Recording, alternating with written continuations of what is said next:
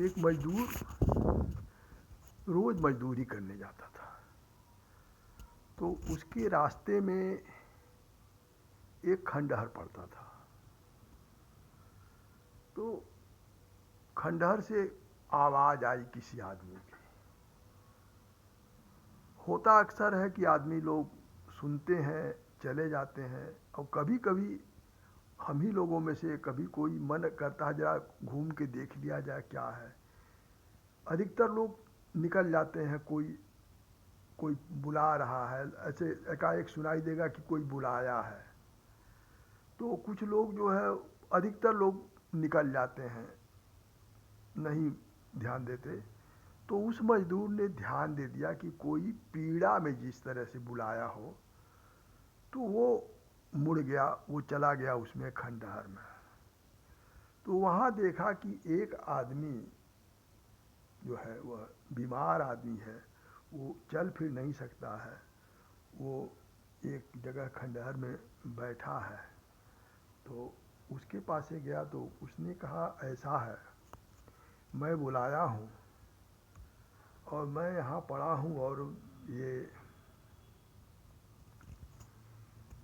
आप कहाँ जा रहे हैं? तो उसने कहा कि मैं मजदूरी करने जा रहा हूँ। तो उसने कहा कि आप मजदूरी में जो पाते हैं, जितना आप धन पाते हैं, उससे मैं आपको दूना धन अभी दे रहा हूँ।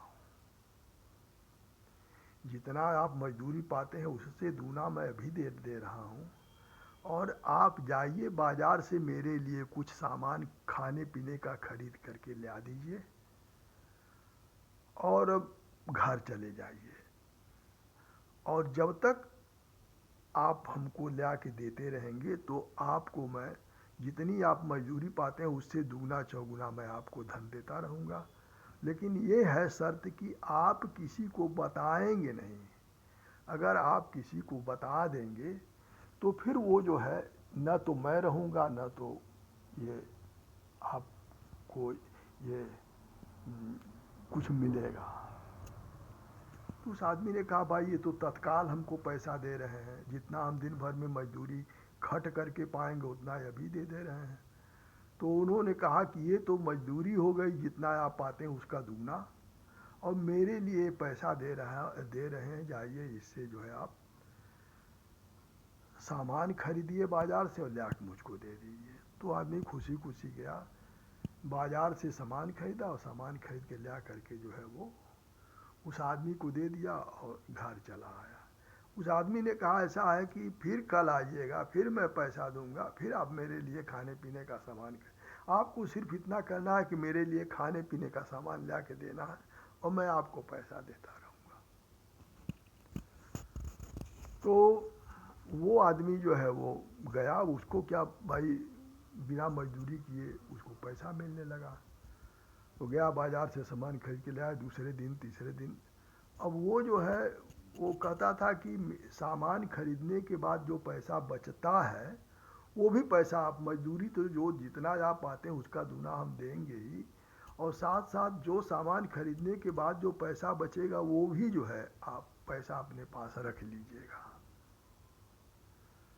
तो लेकिन यही शर्त है कि किसी को बताइएगा मत, मेरे बारे में किसी से कुछ मत बताइएगा, चाहे अपने घर का हो, चाहे बाहर का हो, चाहे बाल बच्चे हो, चाहे कोई भी हो। यही शर्त है कि तब तक आपको ये सब मिलता रहेगा जब तक आप किसी को बताएंगे नहीं। जिस दिन बताएंगे उस दिन के बाद न तो मैं रहूँगा और न तो जो है वो ये आप कुछ पाएंगे।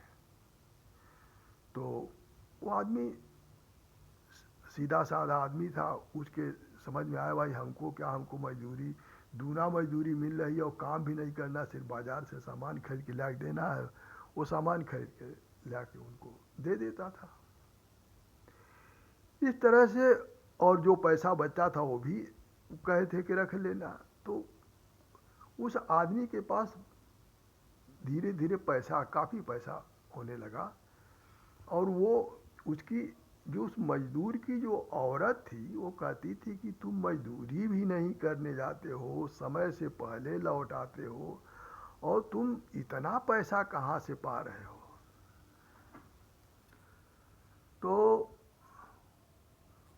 उस आदमी ने कहा, तो उस आदमी ने कहा कि मैं ये बता नहीं सकता हूँ, और ये मिल रहा है तो ये लेती जाओ, जो धन मिल रहा है तो इसको लेती जाओ, हमको क्या करना है, मिल रहा है तो हम ले रहे हैं।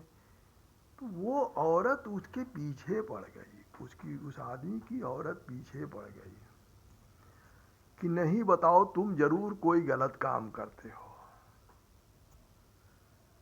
तो वो बहुत जो है वह उससे बचता रहा, लेकिन औरत त्रिया का हठ जिसको कहा जाता है, मैंने कहा जब तुम नहीं मानती हो तो ये अगर मैं इसके बारे में बता दूंगा कि मैं कहाँ से क्या पाता हूँ, तो फिर कल से कुछ नहीं मिलेगा, जो जैसी हालत थी वैसे ही हालत हो जाएगी।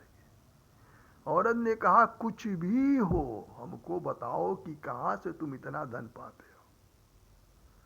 कहा ठीक है, हम बता दे रहे हैं, कल से नहीं रहेगा। उसने बता दिया, और कल जब फिर गया तो वहाँ कुछ नहीं था, न तो वो वहाँ आदमी था, न तो जो है वहाँ। तो हम लोगों के गांव में इस तरह की हैं बातें कि जो है वो जो सिद्ध लोग होते हैं वो समाज से दूर हो जाते हैं, वो सब कुछ कर सकते हैं, और ये है कि उनको कोई विश्वास पात्र चाहिए, तो वो विश्वास पात्र को ढूंढते हैं।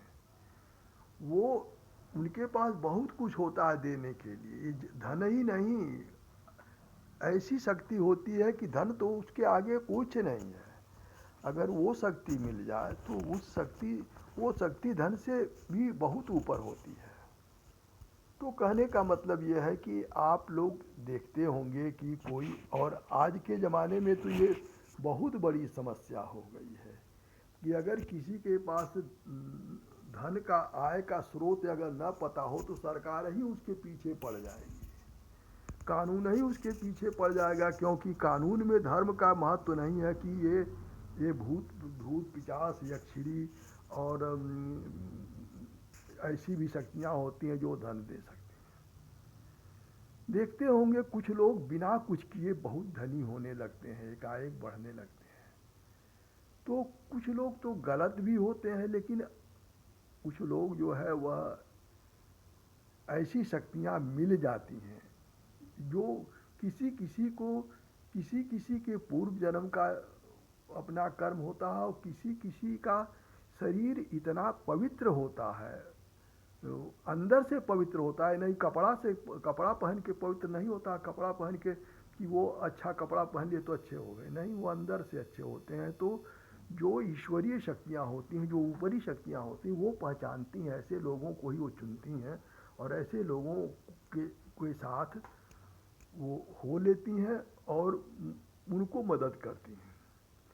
तो वो जो गया तो दूसरे दिन कुछ नहीं था, खत्म हो गया सब कुछ, यानी उसके भाग्य में उतना ही था। तो कहने का मतलब ये है कि ये कहानी जो है इतनी ही है। अब इसके बाद मैं दूसरी कहानी कहूँगा, वो दूसरे पोस्ट में होगा।